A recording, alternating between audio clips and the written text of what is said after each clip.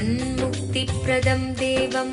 பரமஹம்ச நித்யானந்தர் ஓர் வாழும் அவதார புருஷர். பிறப்பிலிருந்தே ஞான சக்தியை வெளிப்படுத்திய பிறவி யோகி. தமிழிலும் ஆங்கிலத்திலும் பரமஹம்சர் அருளியிருக்கும் 500க்கும் மேற்பட்ட புத்தகங்கள் Telugu, Kannada, Malayalam, Hindi, Sanskrit, Gujarati, Oriya, Bengali, Marathi, French, Croatian, Polish, Portuguese, Italy, German, Danish, Spanish, Russia மொழி, சீன மொழி போன்ற 26 சர்வதேச மொழிகளில் மொழிபெயர்த்து வெளியிடப்பட்டுள்ளது. 10,000 மணி நேரத்திற்கும் மேல் ஞான கருத்துக்களை மொழிந்துள்ள அரிய பேச்சாளர். லட்சக்கணக்கானவர்களுக்கு அன்னதானம், இலவச மருத்துவ வசதி, கல்வி உதவி, மேலும் உலகம் முழுவதிலும் 140க்கும் மேற்பட்ட இடங்களில் பள்ளிகள், ஆசிரமங்கள், ஆலயங்கள் மற்றும் மருத்துவமனைகள் அமைத்து ஒப்பற்ற சேவை செய்து வரும் சமூக சேவகர். லட்சக்கணக்கானவர்களுக்கு தலைவலி முதல் கேன்சர் வரை தனது தியான சக்தியால் தீர்த்து வைத்த தியான சிகிச்சையாளர். கோடிக்கணக்கான மக்களுக்கு உடல் நலம், மனவளம் ஆகியவற்றிற்கான கிரியைகளை வகுத்து தரும் கிரியா யோகி. கோடிக்கணக்கான மக்களுக்கு வாழ்வியல் பிரச்சனைகளுக்கான தீர்வுகளை தந்த வாழும் ஞானி. 151 நாடுகளில் தியான மையங்களோடும் விடுதி, Tiruvannamalai, Rajapalayam, Salem, Hyderabad, Varanasi, loss Angeles, Seattle, Ohio, San Jose, Phoenix ஆகிய சர்வதேச நாடுகளிலும் ஆசிரம கிளைகளோடும் நடந்து வரும் உலகளாவிய நித்யானந்த தியானபீட ஆன்மீக இயக்கத்தின் நிறுவனர். 1 கோடிக்கும் மேற்பட்ட சீடர்களால் ஆத்மார்த்தமாக பின்பற்றப்படும் ஞான குரு. தீட்சையின் மூலம் சக்தி பரிமாற்றத்தை நிகழ்த்தும் அவதார சக்தி. பாரம்பரிய யோகக்கலையை ஆயிரக்கணக்கான யோக மையங்கள் மூலம் உலகமெங்கும் எடுத்துச் சென்ற நவீன கால யோகி. லட்சக்கணக்கான மக்களுக்கு குண்டலினி சக்தியை உயிர்ப்பித்து அஷ்ட சித்திகளை அருளும் அஷ்டமா சித்திதாயகன். இந்தியாவில் பெங்களூரு, ஹைதராபாத், திருவண்ணாமலை மற்றும் சர்வதேச நாடுகளில் Los Angeles, San Jose, Seattle, Toronto, Ohio, Oklahoma, Phoenix, Saint Louis, Malaysia, Brazil, Paris, குவாடிலு, Dallas, New York, New Jersey, Atlanta, Calgary, Vancouver, Singapore என்று உலகம் முழுவதும் வைதீக ஆலயங்களை அமைத்து வேத கலாச்சாரத்திற்கு மறுமலர்ச்சி அளித்த ஆன்மீக சுடர். லட்சக்கணக்கான இளைஞர்களின் எதிர்காலத்திற்கு வழிகாட்டியாய் திகழும் ஒரே இளம் குரு. உலகிலேயே இணையதளத்தின் மூலம் அதிகமாக பார்க்கப்படும் ஆன்மீக குரு. அரசியல் துறையிலும் ஊடகத்துறையிலும் ஊடுருவியிருக்கும் நாத்திக ரவுடி கும்பல்களால் தொடுக்கப்பட்ட மத தாக்குதலையும் தாண்டி ஒப்பற்று ஒளிரும் ஆன்மீக ஒளி. அசைக்க இயலாத, என்றென்றும் நிலைத்திருக்கும் ஞான கல்ப விருட்சம். ஸ்வாகதம் ஆனந்தானுபவாஸ்வாதம் சர்வரோக நிவாரகம் வந்தே பாப விநாசக்தம் நித்யானந்தாய ஸ்வாகதம். நித்யமுக்தம் நிர்விகல்பம் தியானலோக பிரதீபகம் வந்தே சாந்தமயம் பந்தம் நித்யானந்தாய ஸ்வாகதம். ஆனந்தகந்த சஞ்சாரம் சர்வோபாதி விநிர்முக்தம் வந்தே ஞானாலயம் நாதம் நித்யானந்தாய ஸ்வாகதம்.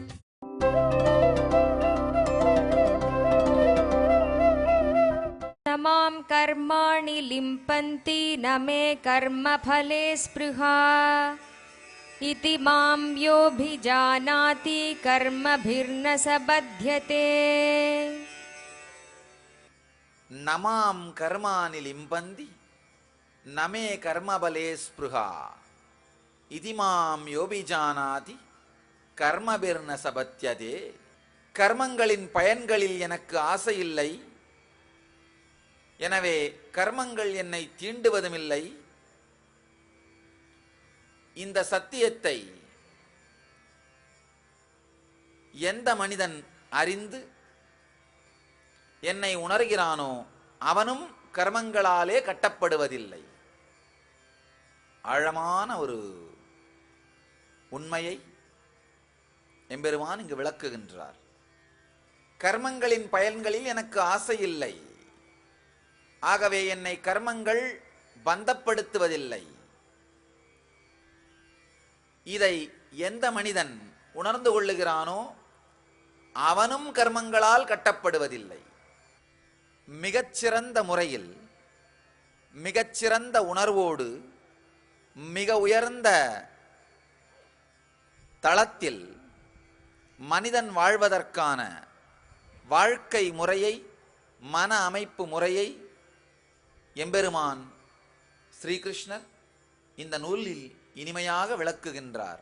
ஆழ்ந்து நாம் புரிந்து கொள்ள வேண்டிய ஒரு சத்தியம், Bhagavad Gita has no expiry date.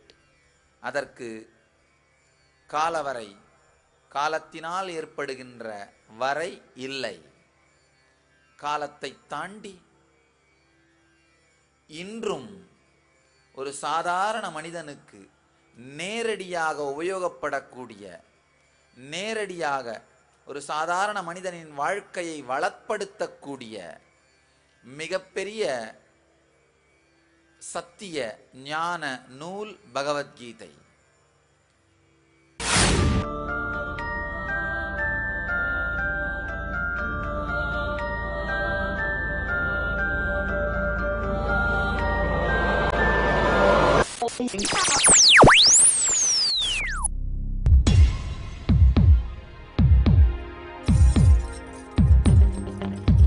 தீராத நோயிலிருந்து விடுபட வேண்டுமா?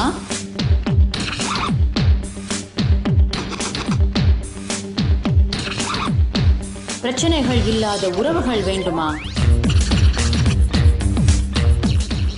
நிம்மதியான உறக்கம் வேண்டுமா? வாழ்க்கையில் மனத்தெளிவும் உற்சாகமும் அதிகரிக்க வேண்டுமா? ஆனந்த ஸ்புரண தியான முகாம் இவை அனைத்தையும் 2 நாட்களில் உங்களுக்கு அனுபவமாக்கி தருகிறது. நாம் வாழ்வில் அனுபவிக்கும் பிரச்சனைகளுக்கும் துக்கங்களுக்கும் காரணம் நம் உடலில் உள்ள 7 சக்தி மையங்களில் பதிந்திருக்கும் எதிர்மறை உணர்வுகளும் நாம் உருவாக்கி வைத்திருக்கும் எதிர்மறை மன அமைப்பும் தான். இதை மாற்றுவதற்கான தியான நுட்பங்களும் தியான பயிற்சிகளும் கற்றுத்தரப்படுகிறது. விழித்துக் கொள்ளுங்கள், ஆனந்தம் உங்கள் பிறப்புரிமை. ஆனந்தமயமான வாழ்க்கை உங்களுக்காக காத்து கொண்டிருக்கிறது. வாரந்தோறும் சனி மற்றும் ஞாயிற்றுக்கிழமைகளில் ஆனந்த ஸ்புரண தியான முகாம் நடைபெறுகிறது. நடைபெறும் இடம் நித்யானந்த தியான பீட்டம், கிரிவலப்பாதை, திருவண்ணாமலை. தொலைபேசி எண்கள் 7200003311, 7200003322. நம்முடைய மன அமைப்பு சில நேரங்களில் சுகத்தையும், சில நேரங்களில் துக்கத்தையும், சில நேரங்களில் மந்தத்தன்மையையும், சில நேரங்களில் உயர்ந்த புத்திசாலித்தன்மையையும் அனுபவிப்பது நம்முடைய மன அமைப்பின் இயற்கை. எந்தெந்த காரணங்களினாலே எந்தெந்த குணங்களை நாம் அனுபவிக்கின்றோம், எந்த காரணங்களை மாற்றுவதனால் நம்முடைய இந்த குணங்களில் மாற்றம் ஏற்பட முடியும், எந்த காரணங்களினால் இந்த குணங்களை நாம் அனுபவிக்கின்றோம், எந்த காரணங்களை மாற்றுவதன் மூலமாக இந்த குணங்களிலிருந்து நாம் விடுதலை அடைய முடியும் என்கின்ற ஆழமான சத்தியத்தை எம்பெருமான் இந்த நூலிலே நம்மோடு பகிர்ந்து கொள்ளுகின்றார். மனித வாழ்க்கை வெறுமனே கட்டிடங்களை கட்டுவதற்கும் அல்லது வெறுமனே உணவு, உடை, உறக்கம் என்பதற்குமானது அல்ல. அதையும் தாண்டி, வெறும் உணவு, உடை, கட்டிடங்கள் இவைகளை தாண்டி நம்முடைய வாழ்க்கையில் நாம் சாதிக்க வேண்டிய, உணர வேண்டிய, வாழ வேண்டிய பல உச்ச உணர்வு நிலைகள் உண்டு. அந்த எல்லா உணர்வு நிலைகளை பற்றியும் ஆழமாகவும் தெளிவாகவும் எம்பெருமான் இந்த பகவத்கீதையிலே விளக்குகின்றார். நாம் வாழ வேண்டிய வாழ்க்கையை பற்றிய ஞான சூத்திரம், ஞான சாத்திரம், சத்தியங்களை நமக்கு முழுமையாக அளிக்கின்ற மிகப்பெரிய ஞான பொக்கிஷம். ஆழ்ந்து நாம் உள்வாங்கிக் கொள்ள வேண்டிய, உணர்ந்து கொள்ள வேண்டிய சத்தியம். ஒவ்வொரு சமூகமுமே அது காணுகின்ற கனவுகளை அடிப்படையாக வைத்துத்தான் மேலோ அல்லது கீழோ செல்லுகிறது. ஆழ்ந்து புரிந்து கொள்ளுங்கள். ஒவ்வொரு சமூகமுமே அது காணுகின்ற கனவுகளை வைத்துத்தான் மேலோ அல்லது கீழோ செல்லுகின்றது. சமூகத்தின் மிக உயர்ந்த சாத்திய கனவுகளை கண்டு அவைகளை நிஜங்களாக தன்னுடைய வாழ்க்கையில் மாற்றிக்கொண்டு மற்றவர்கள் வாழ்க்கையிலும் அவை நிஜங்களாக மாறுவதற்கான சாத்தியக்கூறுகளை வெளியிடுபவர்கள் அவதார புருஷர்கள். மனித இனத்தின் மிக உயர்ந்த சாத்தியக்கூறு கனவு ஜீவன் முக்தி. அதை தானும் சாத்தியமாக்கிக் கொண்டு தன்னை சுற்றி இருக்கும் மனிதர்களும் சாத்தியமாக அனுபவிப்பதற்கான சத்திய கூற்றை நம்மோடு பகிர்ந்து கொள்ளுகின்றார் ஸ்ரீகிருஷ்ணன். நமாம் கர்மாணி லிப்பந்தி நமே கர்மபலே ஸ்பிருஹா இதிமாம் யோபிஜானாதி கர்மபிர்ன சபத்யதே. மனிதனுக்கு அடிப்படையாகவே இந்த ஆன்மீகம் அவசியம். வாழ்க்கையை வாழுகின்ற கலை அறிவியல் அவசியம். ஒரு சின்ன உதாரணம் சொல்லணும்னா, ஒரு வீட்டுக்குள்ள நீங்க நுழையறீங்கன்னா வாசலின் உயரம் என்ன அப்படின்னு தெரிஞ்சா மட்டும்தான் இடித்து கொள்ளாமல் அல்லது உங்களை காயப்படுத்தி கொள்ளாமல் நுழைய முடியும். அதனால எடுத்த உடனே நாம செய்யறது தான் இதை பார்ப்பது. நாம் செய்ய போகின்ற செயல் நமக்கு துக்கம் அளிக்காமல் இருக்குமா என்கின்ற தெளிவை வரவழைத்துக் கொள்வது. அதே மாதிரி வாழ்க்கையில் நுழையும் பொழுதும் இந்த நுழைகின்ற செயல் நமக்கு துக்கத்தை தராமல் இருக்குமா என்கின்ற தெளிவை நமக்கு வரவழைத்துக் கொள்வது. அந்த தெளிவோடு வாழ்க்கையிலே நுழைவது. நாம் செய்கின்ற செயல் நமக்கு துக்கத்தை அளிக்காது என்கின்ற தெளிவை வரவழைத்துக் கொண்டு செயலுக்குள்ளே நுழைவது. இந்த வாழ்க்கைக்குள் நுழையும் பொழுதும் இது நமக்கு துக்கத்தை வரவழைக்காமல் இருக்க வேண்டும் என்கின்ற தெளிவோடு அதற்கு தேவையான கருத்துக்களை ஒன்று திரட்டிக் கொண்டு இந்த வாழ்க்கைக்குள்ளே நுழைவது. மிகப்பெரிய பிரச்சனை. இந்த சத்தியங்கள் நம்முடைய வாழ்க்கையின் பாகமாக மாறாமல் போனதனால்தான் மனித இனமே மிக உச்சகட்டமான மிக மோசமான துக்கங்களினாலே அலைக்கழிக்கப்பட்டு கொண்டிருக்கின்றது. தற்கொலை சதவிகிதம், டிப்ரெஷன், அடிக்ஷன், இதையெல்லாம் தாண்டி தீவிரவாதம் என்கின்ற எல்லா பிரச்சனைகளும் தலைவிரித்தாடுவதற்கான அடிப்படை காரணம் மனிதனுக்கு தான் எவ்வாறு வாழ வேண்டும் என்கின்ற அடிப்படை சத்தியங்கள் தெரியாமல் போனது. எந்த சத்தியங்களை சார்ந்து தன்னுடைய வாழ்க்கையில் முடிவுகளை எடுக்க வேண்டும் என்கின்ற தெளிவு இல்லாமல் போனது. இங்கு எம்பெருமான் எந்த சத்தியங்களை சார்ந்து ஒவ்வொரு மனிதனின் மன அமைப்பும் உருவாக்கப்பட வேண்டும் என்கின்ற ஆழமான உண்மைகளை நம்மோடு பகிர்ந்து கொள்ளுகிறார். பிரபஞ்சத்தின் இயக்க ரகசியங்கள், எப்படி இந்த பிரபஞ்சம் இயங்குகிறது.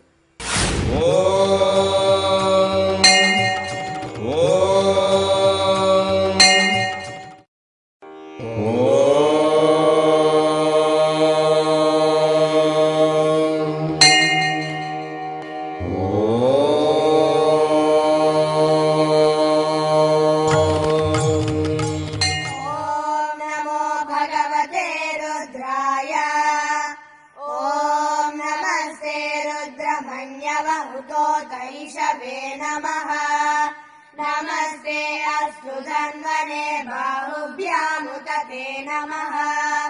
या तैष शिवतमा शिवं बभूव ते धनुः शिवा शरव्याया तव तया नो रुद्रमृडया। या ते रुद्र शिवा तनूरघोरा पापकाशिनी तया नस्तनुभाषन्त। இந்த நாடு எப்படி இயங்குகிறது, இந்த மக்களின் மனம் எப்படி இயங்குகிறது அப்படின்னு தெரிந்து கொண்டால் மட்டும்தான் நீங்க இந்த நாட்டில் நிம்மதியா இனிமையா வாழ முடியும். இந்த சமூகம் எப்படி இயங்குகிறது அப்படின்னு தெரிந்து கொண்டால் மட்டும்தான் இந்த சமூகத்திலே நீங்கள் இனிமையாக நிம்மதியா வாழ முடியும். அதே மாதிரி இந்த பிரபஞ்சம் எப்படி இயங்குகின்றது என்பதை மிக தெளிவாக தெரிந்து கொண்டால் மட்டும்தான் இந்த பிரபஞ்சத்திற்குள்ளே நீங்கள் இனிமையாகவும் நிம்மதியாகவும் வாழ முடியும். பிரபஞ்சம் எவ்வாறு இயங்குகிறது என்கின்ற சத்தியத்தையும் அதில் நம்மை எவ்வாறு மிக உயர்ந்த உணர்வு நிலைக்கு எடுத்து வந்து கொள்வது என்கின்ற நுட்பத்தையும் ஸ்ரீகிருஷ்ணர் இந்த சூத்திரங்களின் மூலமாக சொல்லுகின்றார். ரொம்ப அழகா சொல்றாரு. கர்மங்களின் பயன்களில் எனக்கு ஆசை இல்லை, ஆகவே என்னை கர்மங்கள் ஒட்டுவதில்லை. கிருஷ்ணன் இந்த வார்த்தையை சொன்னதை இன்னைக்கு நாம கேட்டோம்னா நமக்கு சந்தேகம் வர்றதில்லை. ஓ, கிருஷ்ணர் சொன்னா உண்மையாத்தான் இருக்கும். ஆனா அன்னைக்கு அவர் சொல்லும் பொழுது இந்த வார்த்தை ஒரு மிகப்பெரிய சத்தியம். நேரடியாக அமர்ந்து கேட்ட அர்ஜுனனால் கூட அவர் சொன்ன எல்லா சத்தியங்களையும் வாங்கிக் கொள்ள முடியவில்லை. என கிருஷ்ணர் மனித வடிவத்திலே இருந்தார். நம்ம மன அமைப்பினுடைய மிகப்பெரிய பிரச்சனை என்னன்னா, இறந்து போன ஒருவரை குருவாகவும் மரியாதைக்குரியவராகவும் பார்ப்பது மிகவும் எளிது. ஆனால் உடம்போடு இருக்கின்ற ஒருவரை குருவாகவோ அல்லது குரு சக்தியாகவோ பார்ப்பது மிகவும் கடினம். ஏன்னா உடம்போடு இருக்கிற ஒருத்தரை வணங்கணும், நம்முடைய அகங்காரத்திற்கு பாதிப்பு ஏற்படும். அதனால தான் பல மக்கள் பார்த்தீங்கன்னா இறந்து போன ஏதாவது ஒரு குருமாருடைய படத்தை வைத்து வழிபடுவதில் மிகவும் திருப்தி அடைகிறார்கள். அதில் நம்முடைய அகங்காரத்தை விட்டு கொடுக்க வேண்டிய அவசியம் இல்லை. உங்கள் சைடும் நீங்களே பேசலாம், அவர் சைடும் நீங்களே பேசிடலாம். அவர் சைட்லேருந்து அவர் பேசி உங்களுடைய அகங்காரத்தை பாதிக்கப் போவதில்லை. பல பேர் இந்த விளையாட்டு விளையாடிட்டு இருப்போம். நீங்கள் பார்க்கலாம், ஏதாவது ஒரு உடலோடு இல்லாத மகான்கள், அந்த காலத்து மகான்கள் யாராவது ஒருத்தர் படத்தை மாட்டி வச்சு, கடவுளே இதெல்லாம் நல்லபடியாக பண்ணி கொடுத்துரு, இதை பேசுவோம். அவர் சைடுக்கு நாமளே பேசுகிறோம், நல்லா செய்கிறேன் மகனே, நல்லபடியாக நீ இருப்பாய். அவர் சைடுக்கும் நாமளே பேசிப்போம் நம்முடைய திருப்திக்காக. அது மட்டுமல்லாமல் வாழுகின்ற ஒரு குரு, உடலோடு இருக்கின்ற ஒரு குருநாதன் நம்முடைய வாழ்க்கையில் நாம் கேட்கின்ற சக்தியை அளிப்பது மட்டுமல்லாமல் நாம் எப்படி வாழ வேண்டும் என்கின்ற புத்தியையும் அளிப்பார். ஆனால் உடம்புல இல்லாத குருநாதர் நேரடியா புத்தியை அளித்து நம்முடைய அகங்காரத்திலே தலையிட மாட்டார். வாழுகின்ற ஒரு குருநாதர் புத்தியை கொடுப்பார். அப்ப என்ன ஆகும்? நம்முடைய அகங்காரத்திலே அவர் தலையிட வேண்டி இருக்கும். பெரிய பிரச்சனை. நம்ம அகங்காரத்தை தொடாதவரை நமக்கு பிரச்சனை வருவதில்லை. அவர் நம்முடைய அகங்காரத்தை தொடும் பொழுது பிரச்சனை துவங்குகிறது. ஆனா உடம்புல இல்லாத ஒரு குருநாதர் அந்த மாதிரி எந்த பிரச்சனையும் கொடுக்க போறதில்லை. நாம் என்ன பண்ணலாம்? நமக்கும் நாமே பேசிக்கொள்ளலாம், அவருக்கும் சேர்ந்து நாமே பேசிக்கொள்ளலாம். அவர் விரும்பாத பல செயல்களை நாம் செய்கிறோம் அப்படின்னு தெரிந்தால் கூட அவர் நேரடியாக கேட்க போறதில்லைன்றதுனால நாம் அதை நினைக்கவும் வேண்டியதில்லை, மாற்றிக்கொள்ள வேண்டிய அவசியமும் இல்லை. அதனால சாமி எப்பவுமே சொல்வேன், வாழுகின்ற ஒரு குருநாதரை பின்பற்றுவதற்கும் அவருடைய வார்த்தைகளை உள்வாங்குவதற்கும் அவர் காட்டும் வழி நடப்பதற்கும் தான் மிகப்பெரிய தைரியம் வேண்டும். தீரர்களாக இருந்தாக வேண்டும். ரொம்ப நாளைக்கு முன்னாடியே உடம்பை விட்டுட்டு ஒருத்தரை கும்பிடுறது ரொம்ப ஈஸி, கவலைப்பட வேண்டாம். ரொம்ப அழகாக நாம் நம்மளையே ஏமாத்திக்கலாம். ஒருவேளை அந்த குருநாதர்கள் சொன்ன வார்த்தைகளுக்கு கூட நம்முடைய ஓன் விளக்கம் கொடுத்துக்கலாம். இல்லை, அவர் சொன்னது கரெக்டு தான், ஆனால் இந்த காலத்துக்கு நம்ம இதை கொஞ்சம் மாற்றிக்கணும் இல்லையா? ப்ராக்டிக்கலாக இருக்கணும் இல்லையா?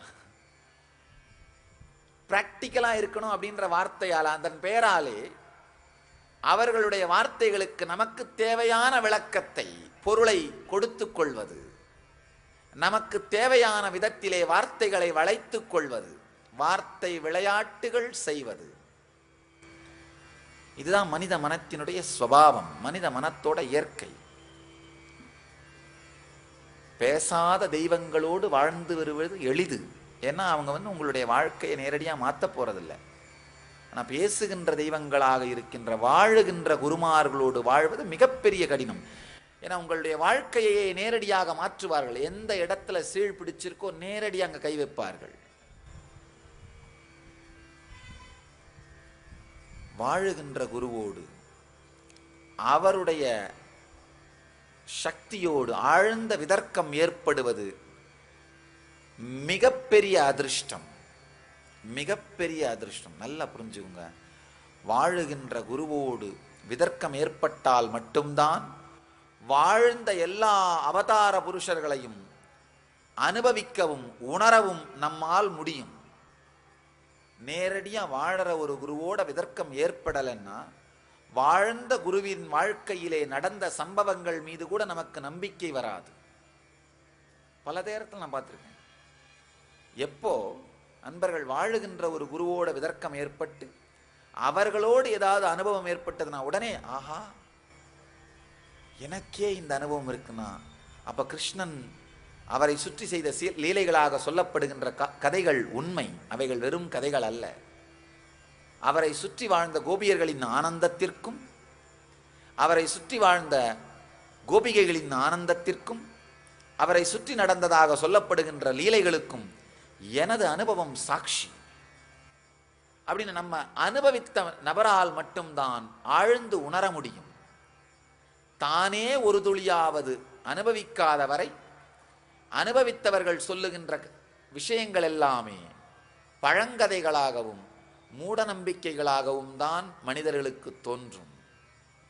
இந்த சூத்திரத்தின் மூலமாக எம்பெருமான் ஒரு ஆழமான சத்தியத்தை சொல்ல வருகின்றார். வாழும் ஞானி பரமஹம்ச நித்யானந்தர் வழங்கும் கல்பத்தரு முழுநாள் ஞான அனுபவ முகாம்.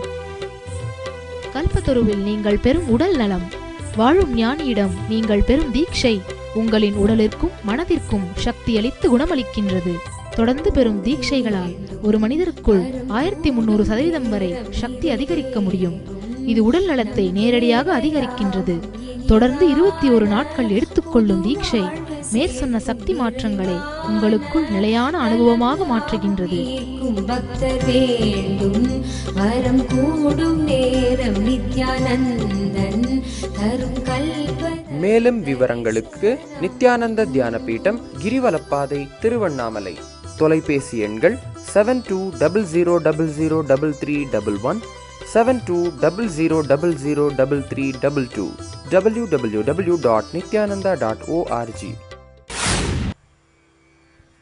நம்ம எல்லாருக்குமே வாழும் பொழுது அந்த ஞானியை ஏற்றுக்கொண்டு அவர் சொல்லுகின்ற சத்தியங்களை வைத்து வாழ்க்கையை மாற்றிக்கொள்வது மிகவும் கடினம். அதனால ஞானிகள் வாழும் பொழுது பார்த்தீங்கன்னா, ராமகிருஷ்ணனுடைய வாழ்க்கையில் நடந்த ஒரு கதையை சொன்னால் இந்த கருத்து ஆழ்ந்து புரியும். ராமகிருஷ்ணர் இருக்கும் பொழுது சில பேர் அவர்கிட்ட வந்து உட்கார்ந்து அவருக்கு முன்பாக வாழ்ந்த கிருஷ்ண சைதன்யர், ஸ்ரீகிருஷ்ண சைதன்யனுடைய வாழ்க்கையை பற்றி படித்து விட்டு ராமகிருஷ்ணனிடம், ஐயா, நாங்கள்லாம் கிருஷ்ண சைதன்யர் உயிரோடு இருந்தபோது இருக்கவில்லையே, அப்பொழுது வாழவில்லையே என்கின்ற வருத்தம் எங்களுக்கு இருக்கிறது அப்படின்னு சொன்னாங்களாம். ராமகிருஷ்ணர் சிரிச்சுக்கிட்டே சொன்னாராம், சைதன்யர் இருக்கும் பொழுது பல பேர் அவர்கிட்ட போய், ஐயோ நாங்கள்லாம் கிருஷ்ணர் இருக்கும்போது வாழலையேன்னு நினைச்சிட்டு இருந்தோமே அப்படின்னு கஷ்டப்பட்டு இருந்தோமேன்னு சொல்லிட்டு இருந்தார்கள். சைதன்யர் இருக்கும் பொழுது கிருஷ்ணர் வாழ்ந்த காலத்திலே வாழவில்லையேன்னு போய் கவலைப்படுறது, ராமகிருஷ்ணர் வாழும் பொழுது அவர் முன்னாடி போய் சைதன்யர் இருந்தப்போ நாங்கள் வாழலையேன்னு கவலைப்படுறது, ரமண மகர்ஷி இருந்தப்போ அவர்கிட்ட போய் ராமகிருஷ்ணனும் விவேகானந்தரும் இருந்தப்போ நாங்கள் வாழலையேன்னு கவலைப்படுறது, இப்போ வந்து உட்காந்துட்டு ராமகிருஷ்ணனும் ரமண மகர்ஷி வாழ்ந்தப்போ நாங்கள் வாழலையேன்னு கவலைப்படுறது, கிருஷ்ணர் வாழ்ந்தப்போ நான் வாழலை. அப்போ இந்த ஒரே ஒரு விஷயம் போதும், நாம் வந்து கோபியர்கள் மாதிரி மாற வேண்டிய அவசியம் இல்லை, பக்தர்களாக மாற வேண்டிய அவசியம் இல்லை. நமக்கு ஏன் இந்த ஆன்மீகம் வரலை, ஏன் இந்த ஆனந்தம் வரலைன்னு நாமே ஒரு என்ன பண்ணிக்கலாம், ஒரு சமாதானப்படுத்தி கொள்ளலாம். அதே மாதிரி தான் ராமகிருஷ்ணன் வாழ்ந்தப்ப நாம் வாழலை, நம்மை நாமே சமாதானப்படுத்தி கொள்வது. ரமண மகர்ஷி வாழ்ந்தப்ப வாழலை, நம்மை நாமே சமாதானப்படுத்தி கொள்வது. ஆழ்ந்து புரிந்து கொள்ளுங்கள். இந்த சத்தியம் என்னன்னா, பல பேர் எப்போ பார்த்தாலும் பார்த்தீங்கன்னா இந்த வெதரை பற்றியே பேசிட்டு இருப்பாங்க, பருவநிலை பற்றியே. காரணம் என்னன்னா, அதை பற்றி பேசினாலே போதும், நாம் எதுவும் பண்ணவும் தேவையில்லை, பண்ணவும் முடியாது. நம்மால் நேரடியாக செய்ய முடியாத வெறும் வாயாலேயே அளக்கக்கூடிய விஷயங்களை பற்றி பேசுவதற்கு மனிதர்களுக்கு மிகவும் பிடிக்கும். ஆனா நேரடியா நம்மை மாற்றிக்கொள்ள வேண்டிய விஷயங்களை பேசுங்க யாரும் இருக்க மாட்டார்கள், தனியா இருப்போம். நான் பலதரம் பார்த்திருக்கேன். ஒரு சின்ன கதை. 4 பேர் உட்கார்ந்து அங்க இல்லாத ஒரு நபரை பற்றி குறை சொல்லிக் கொண்டிருந்தார்கள். அதுல திடீர்னு ஒருத்தர் தனக்கு ஏதோ வேலை இருக்குன்னு சொல்லிட்டு எந்திரிச்சு போயிட்டாராம். இந்த 3 பேர் சேர்ந்து அந்த எந்திரிச்சு போன நபரை பத்தி பேசிட்டு இருந்தார்களாம், குறை சொல்லி கொண்டிருந்தார்கள். இன்னும் கொஞ்ச நேரம் கழிச்சு இன்னொரு நபர் எந்திரிச்சு போனாராம். இருக்கிற 2 பேர் அந்த எந்திரிச்சு போன நபரை பத்தி குறை சொல்லி கொண்டிருந்தார்கள். அதையும் தாண்டி இன்னொரு நபர் எனக்கு வேலை இருக்குன்னு அவரும் எந்திரிச்சு போனாராம். உட்கார்ந்திருந்த தனியா உட்கார்ந்த மனிதன் அப்படின்னு கையை காமிச்சாராம். இது மனித மனம், மனித மனத்தின் இயற்கை. எதை பற்றியாவது குறை சொல்வது, எதை பற்றியாவது பழிப்பது, எதை பற்றியாவது பழிப்பதுங்கிற வேலையை செய்யும் பொழுது நம்முடைய கவனம் முழுவதுமே முன்னிலை படற்கையின் மீதே இருக்கும், தன்னிலையின் நோக்கி திரும்பாது. தன்னிலையை நோக்கி அது திரும்பாத வரை நம் வாழ்க்கையில் நம்மை மாற்றிக்கொள்ள வேண்டிய அவசியம் கிடையாது. ஆழ்ந்து புரிந்து கொள்ளுங்கள். உங்களுடைய கவனம் தன்னிலை நோக்கி திரும்புமானால் தன்மை மாறியாக வேண்டும் அல்லது பிரபஞ்சத்தன்மையோடு கரைந்தாக வேண்டும். இது அடிப்படையான சத்தியம். உங்கள் எல்லோரையும் நித்யானந்தத்தில் நிறைந்து, நித்யானந்தத்தில் மலர்ந்து, நித்யானந்தத்தில் கரைந்து, நித்யானந்தமாகிட ஆசீர்வதிக்கின்றேன். நன்றி. ஆனந்தமாக இருங்கள். நித்யானந்த தியானபீடம், நித்யானந்தபுரி ஆஃப் மைசூர் ரோடு, விடுதி, பெங்களூர். 9742203311 08027202084.